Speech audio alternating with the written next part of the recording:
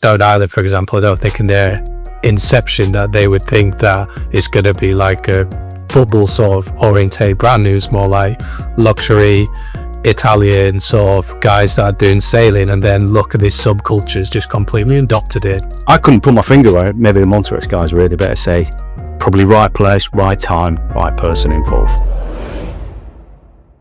I suppose a brand's popularity is cyclical as well in its very nature.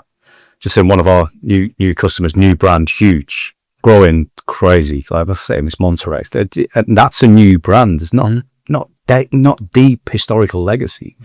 But like the Filson, it'll be in vogue, it'll be out of vogue. There'll be a particular segment that'll be buying their products and a different segment buying. And it is very cyclical.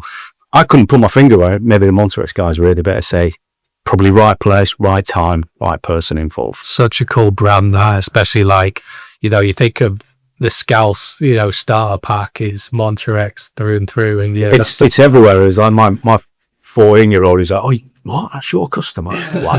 So you've now come cool down. No, I haven't. Bonten's for Christmas and Montirex. Yes, but it's like, just talking about them in particular, they what's fascinating about them is that their audience differs across different cities, and product differs and product tastes. Yeah. So again, I can't put my finger on it. I don't think we can, but that cyclical process of brands, for a brand to exist, as long as they exist, they will come in and out of fashion. Well, I think that the trick that brands like that, the challenge they have, if they've kind of, like through dark, if they've got that hurdle out the way of getting some traction, some momentum quickly, then it becomes perhaps product development and product quality that give them the longevity. Yeah, for sure.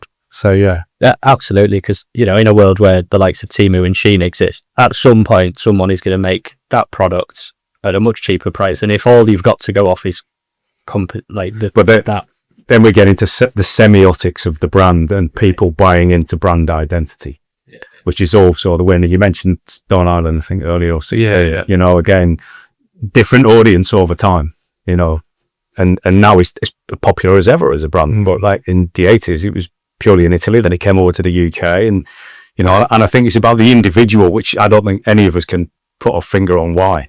Yeah, like Stone Island, for example, I don't think in their inception that they would think that it's going to be like a football sort of oriented brand. It was more like luxury Italian sort of guys that are doing sailing, and then look at this subculture's just completely adopted it 20-30 years later, and now it's got its whole new identity. Had a bit of help though, didn't they, from Liam?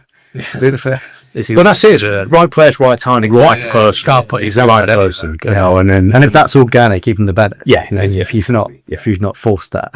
Yeah.